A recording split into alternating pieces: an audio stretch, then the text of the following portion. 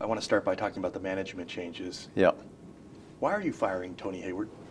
Well, first of all, it's not fired at all. This is a mutual agreement between Tony and the board, and Tony has done a great job over his 30 years and almost 30 years, and through the 3 years as a CEO, and he's driven the performance of the company and developed it in so many critical ways and led a very devoted spill response. But it was also became clear for both Tony and for the board that in order to rebuild the reputation and driving the company back to its old strong position, we needed fresh leadership. I wanted to ask you about the so-called golden parachute, his severance package. Yeah. What's he going to get? But it's pretty straightforward because he's on a 12-month rolling contract. So from the day he steps down, he gets his 12 months.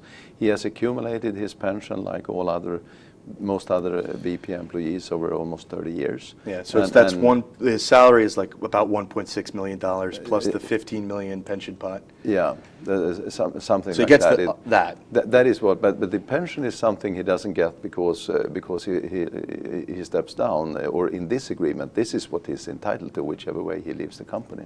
He is entitled. Is he going to get it now, or does he have to wait until he's 60? No, he can draw it as other VP employees can do from the age of 55.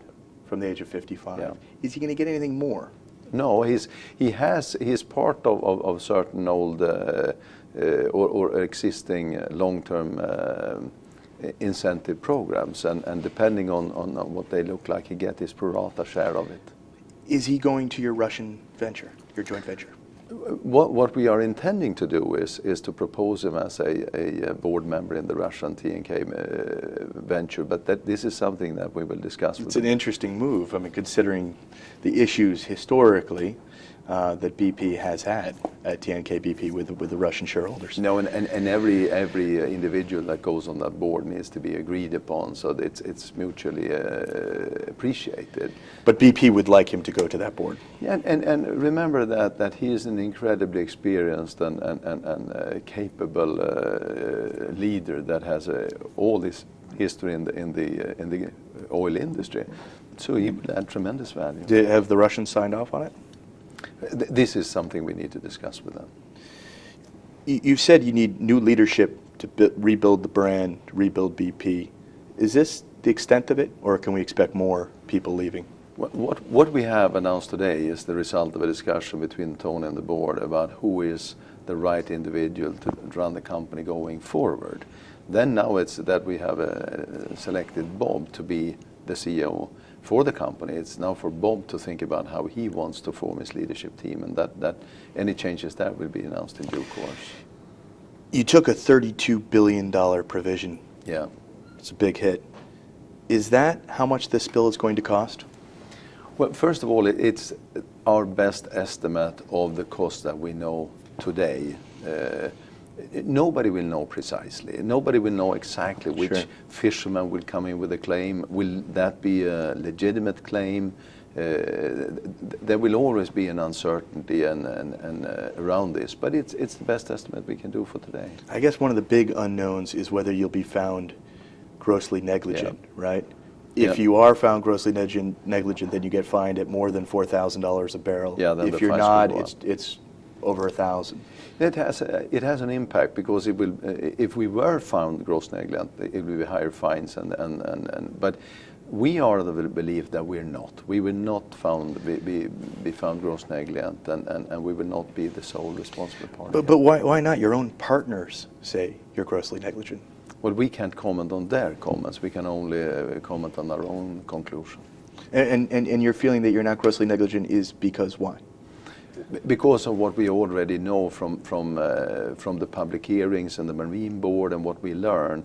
I would encourage everyone to go and look at the Marine Board investigations, because they publish witnesses and they publish statements, and if you go in there, you will. I think you would rather soon come to the same conclusion as the board has. When do you think you can kill the well? We've heard mid-August. Is that target remain?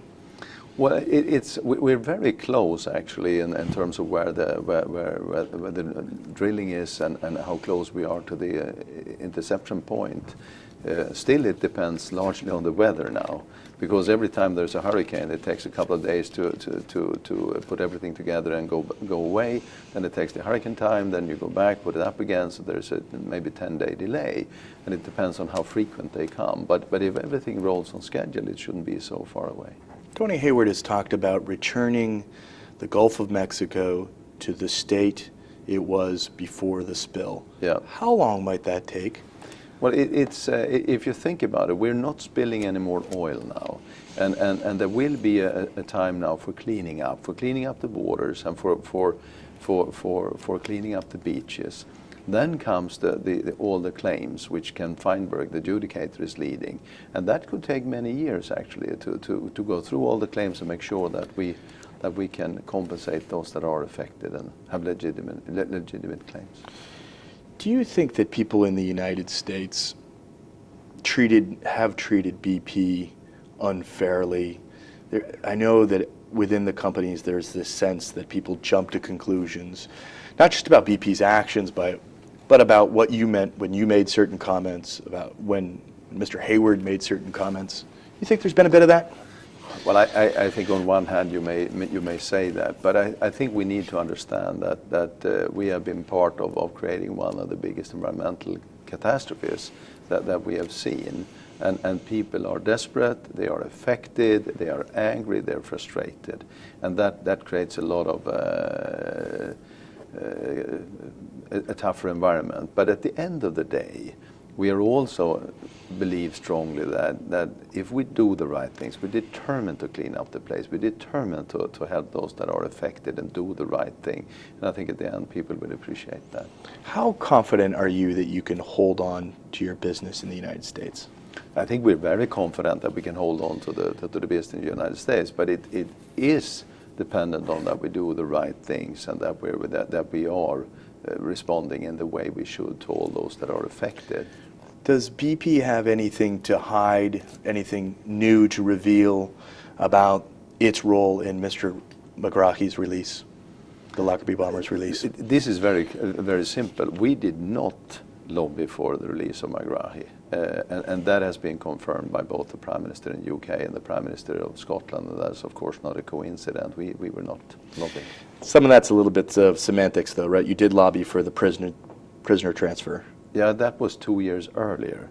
You would have liked to have seen him free. No, that was not about McGrahy. That was part of a normalization of relationships between countries, where a general prisoner transfer agreement was discussed between UK and Libya, and there we concluded and informed the government that the delays in those negotiations were probably delaying ours. We had our agreement signed and ratified in late 2007, and that project is on schedule since then. How soon are you going to start drilling in Libya? Well, we are as part of the normalization process between the countries. All major oil companies are in Libya, and we are one of them. And you're about to start drilling. We are about to start drilling. When might that happen? That I don't have any particular thing to comment on now. I want to ask you about the future of BP. Yeah. You said this morning it's not going to be radically different. Explain that to me. Well, I think that what I commented on this morning was the fact that we are looking to sell assets with proceeds of 25-30 billion, which should be seen in the light of a total asset base of 250 billion. Mm-hmm. So we're disposing. We are selling off maybe 10% of our asset base. This is, although we would never have wanted this accident to happen, but it also presents a moment where we can reset our portfolio a bit. And there are assets that are more attractive to others than to us, and therefore are good for us to sell. And it will give confidence that we have all the financial strength to meet the obligations. Yeah. But that was about the assets. Of course, we will need to learn a lot from this incident, and that will have an impact on strategy, ways of working, and culture. Let me ask you about that. What surprised you most about BP operations since the spill that you've learned? I know you've had this internal investigation. What has concerned you most as the chairman of the company? Well, what the learnings are, I think we need to come back to. We are still a month away from before we have our own investigation released, and there are many other investigations, the Marine Board, the President's Commission, the criminal investigation, all those things. So when all those are on the table, and then we will be ready to talk about our own conclusions. Is it fair to say you're concerned about how you've approached safety? No, that is... Anybody that has been involved in this accident and anybody that is in this industry have reasons to look at this accident and say, what can we learn? But remember there are 5,000 wells drilled in the world in deep sea without any incident in 20 years. But this have happened, we need to learn from it. But safety has been the absolutely prime focus of Tony Hayward and the team's work. A couple quick questions on assets. Prudhoe Bay, are you in talks to sell it still? I know they broke down. I will not comment on any particular assets. Pan American, it was tipped as something that you might be interested in selling. Are you in talks with CNOOC about that? Yeah, and I've seen many different speculations in the press, and I won't speculate on that. Yeah. You don't want to talk about asset sales at all? No. I have just one last question. You're the chairman. Today, you've announced the decision to let go of your CEO. Why aren't you going? Well, I serve at the pleasure of the board, and I've been repeatedly and explicitly asked to stay on as a chairman, and I'm honored to do so. Thank you very much, sir. Thanks.